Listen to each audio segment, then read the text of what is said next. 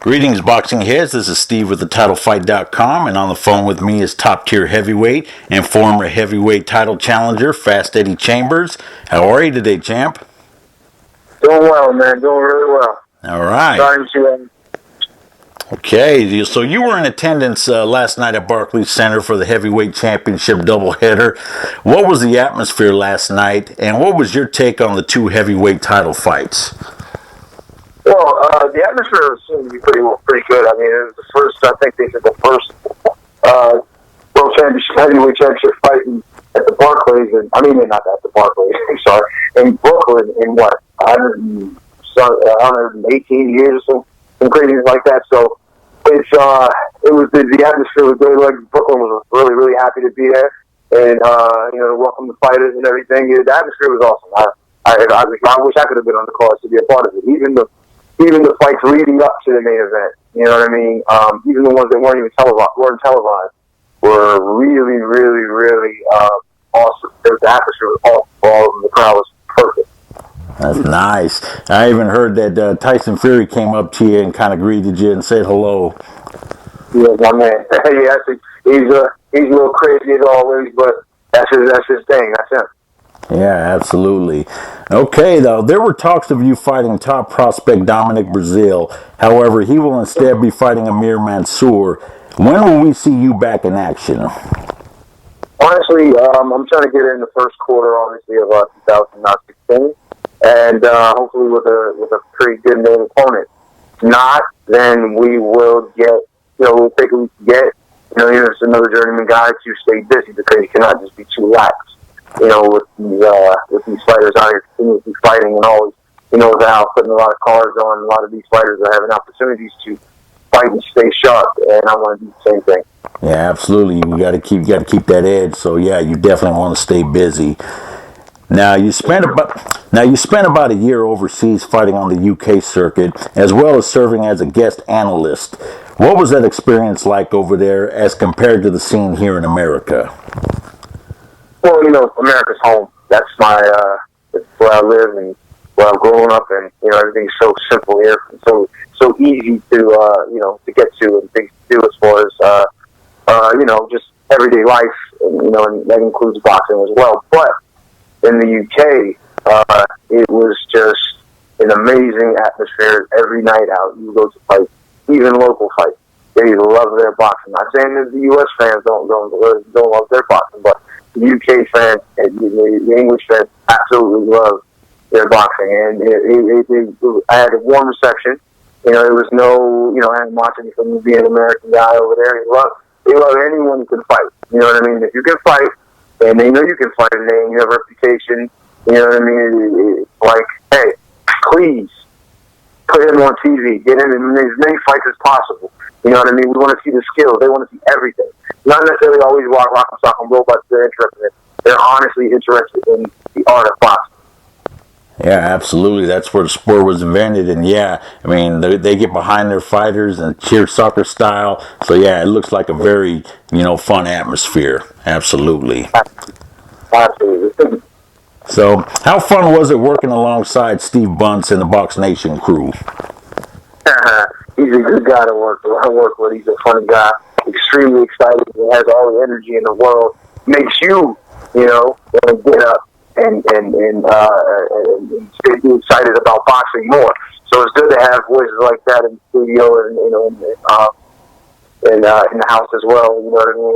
For fights, because it's an important thing just for fans to see how excited the analysts are, because that definitely raises your level of excitement. So it's a good thing. Bugsy is and I like him. He's a good guy, as well as Barry and Jim and all of the rest of the guys out there at Fox Nation. Yeah, they're definitely fun guys to listen to. So absolutely. How was the time change over there affecting you? Having to stay up, till 1, 2 in the morning, waiting to call a fight. It was. I'm more of a night person. It didn't affect me as much as it would have affected a lot of people, but it was actually fun. Even going down to London from Manchester, and taking a trip and hanging out down there, and You know, I like that. I like doing things like that. And then going into boxing, you know, it was late, and I was tired. One of those days, I had to like literally get up at 6 to leave, and I was just going to bed at like 3. So I took a little cat nap, you know what I mean, and stayed up, and then, you know, got on the train and going back up. But it really didn't affect me that much. Like I said, I'm a night owl, but it was an awesome thing. I just really, really enjoyed my time there. Absolutely. Sound like a great experience. Now, the UK has a top up-and-coming prospect in Anthony Joshua, who is making some real noise right now. What are your thoughts on Joshua, and is he the real deal? I mean, showing that he has a lot of good qualities, but there are still some question marks obviously up there. You know, he's fought, Dillian White, who's was a pretty hell of a prospect himself. And it was a good, nice fight, back and forth, action, and it looked just like, those guys loved in the ring together. You know what I mean? The kind of thing that, fight fans love to see. But, from both fighters, both fighters made mistakes, but both fighters are still in the fairly early stage of their career. And, we saw in times when Anthony Joshua showed how great of a fighter he could be. But then there were those times, obviously, you could see where there's things he needs to improve on. You see some of the, a lack of foot movement in certain areas. You know what I mean? Taking long to, make certain, movements, to get to where he needs to go to land a big shot. You know what I mean? And giving, and then also being sometimes a little too over-aggressive and running into punches. So, I mean, there's a lot for those guys to learn. I think Dillian White a little bit too stiff, in the knees at times, up a little too high, a little too heavy in every, and the punches he's throwing too heavy, and he trying too hard, trying to throw too hard every time. You got to vary your attack in professional boxing. And these are the things that these guys are going to learn as they move forward. But as far as Anthony Joshua, I think, like I said, there's some great qualities that he has. But, there's, like I said, if he fights an experienced fighter, you're going to an experienced fighter that, obviously is still in the running for a title shot or for something major. You're gonna see a lot of what he has that he needs to improve on. It is going to be even more magnified with a real talent in front of him. Yeah, absolutely. So, yeah, I see some good qualities in him, and I think he's gonna create a lot of buzz, as his career goes forward. So, yeah, definitely a lot of good things to look forward to with that gentleman. Okay, so the heavyweight division is buzzing once again, and you've been around this sport for a while now. What are your thoughts on the state of the division, and how do you feel, matching up with the top heavyweights like Wilder, Ortiz, and Fury? Well, I hate to be the one to say I told you so, because I told all these people. But I said, and I'm pretty sure that there was a few other people that said it as well, because you can kind of see it coming. But the heavyweight division in a few years, and this was back in 2011, 12 that I was talking about this, that the heavyweight division in a few years was going to be one of the hottest divisions in boxing. A lot of people look like, how is that? It doesn't look too hot. Vladimir Klitschko and Vitaly Klitschko are basically running the division as they've been doing for who knows how long, and it doesn't look like anything's going to change. Well, once you take a look at things and you see that, Vitaly then retired, and then, Vladimir, once his departure, so what we're going to say is the departure of the Klitschko era, be that if Vladimir lost like he did to Tyson Fury, or if he just decided to retire. There was no more left for him to prove. Then there's a lot of other very talented and tough guys out there that want that position. You understand what I'm saying? And being that you got a dominant figure like Vladimir Klitschko stepping away from the sport or losing the titles, now the titles are going to start to spread out. You know what I mean? Unless there was just that one dominant guy, and Tyson may be that guy, which I really think he is. But the titles, as you can see, are starting to spread out. So now there's a shot for everyone to get one. It seems that way. You don't have to go to do a Klitschko to get it. You know what I mean? So now it seems like, oh man, it's a free fall. It's just everybody hurry to get a shot at one of these titles. Like you've seen the fight with at the main event with the co-main event. I'm sorry, with Glasscock and Martin. And it's like a lot of people look at how do these guys get title shots? Well, because those belts are now freed up, they're looking for people to put in those positions. So everyone's rushing their guys into position to get those title shots. You know what I mean? That's why the division is getting to be really, really hot. I feel like it's gonna be in the next couple of years as big as the division was in the '90s. You know what I'm saying? Because there's going to be so many names. However, maybe the talent isn't as great, obviously, and the names aren't there. Maybe there's not that recognizable name that transcends this game we have. But it's still going to be as exciting because there's going to be so many heavyweight fights available.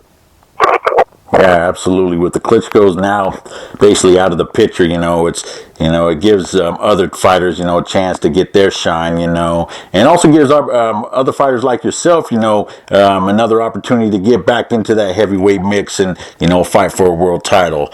So, yeah, definitely exciting times for the division. Yep. Look forward to the next few years. Yeah, absolutely.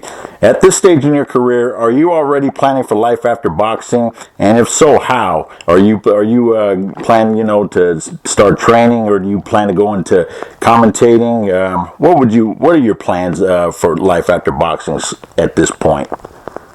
Well, without a doubt, I'm already, that's what works. I'm looking at the difficulty I'm having getting a fight of any substance, and the way I think that it's going to play out is that, look, if I get one of these guys in the ring, you know what I mean? What if I win, but the decision is bad? Then that further pushes me away. And there's not a lot of people that honestly want to see me in that position is a titleist. They just look at me as a small heavyweight and not dominant enough. Maybe I don't have enough, controversy surrounding me. You know what I mean? So it's not an exciting thing for people when they're bringing Eddie Chambers in.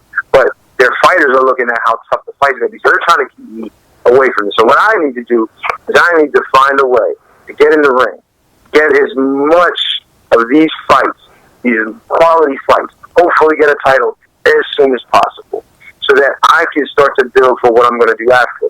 I would want to put that little nest egg away, from my career in boxing. I want to have a little something, when I depart from the sport, that I can kind of live off of and be comfortable with while I'm trying to find exactly what I want to do and find myself as far as after boxing, with commentary or training or whatever it is it might be.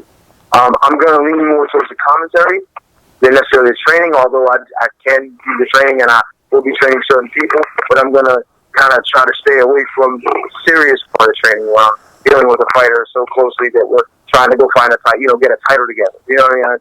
I just don't see that happening. There's a whole lot of politics and dealing with that part of boxing that I just really don't feel like dealing with again for the next 30 years of my life again. You know what I'm saying? And I just really don't think I need that. But as far as the other things, I'm also want to start classes and stuff like that for getting into the nutritional part of nutritional things and to be able to give people that information and help people in that way. Also make a living doing that. So there are a few things I can try. Okay, well, whatever you decide to do, I'm pretty sure you'll be fairly successful at, particularly the commentating, since, we've seen you on Box Nation and, you bring a lot of knowledge to the table. So I think you'll fare very well in that aspect. Okay, and just, and one last question. Could you tell listeners why they should not be sleeping on Eddie Chambers and why they should have you on their radar? Well, to be honest, there hasn't been a lot of content of me, you know what I mean? In the UK and, maybe overseas in certain places, there have been some, some things up and, you know what I mean? So now people know, those people know because they're hardcore boxing fans. But a lot of your fans here, I haven't fought a lot recently. So even if they've seen me before, it's like, well, he retired, didn't he? You know what I mean? It's kind of weird. So I want them to understand that I've still been working. I've still been training. My year over there in the UK was definitely something that improved my fighting ability as well as my strength and my focus and determination to get to where I want to go. I'm as hungry as I've ever been because I don't have the time to waste, to prepare for after my career is over. So, when anyone gets in front of me, they're in my way as far as trying to, get to where I need to go to, have a life for my family after the sport and have a life for myself to be able to, relax a little bit and then find what I want to do that I can enjoy and have a possible business with after fight. So this is something, the hunger is there. The ability is obviously still there. I haven't taken a whole lot of punishment. I have 46 professional fights, 42 wins, 4 losses, and a lot of those fights, I don't remember how many times I've been hit. You don't remember how many times you've been hit. That has been hit. So that's what is what's promoted this longevity, what I've been able, and how I've been able to stay with it for so many years, from professional at 18 all the way to now. So I'm going to stick with that. I'm going to do my very best to stay clean in that ring, and also at the same time be exciting and friendly. But and also my team, my group of guys around me are definitely working very hard, just as hard as I am to get me to that top spot. So fans definitely should be paying attention to what I'm trying to do in the next year or so. Okay. Well, that's all the questions that I have for today. We definitely thank you for taking the time out this Sunday evening to speak with us.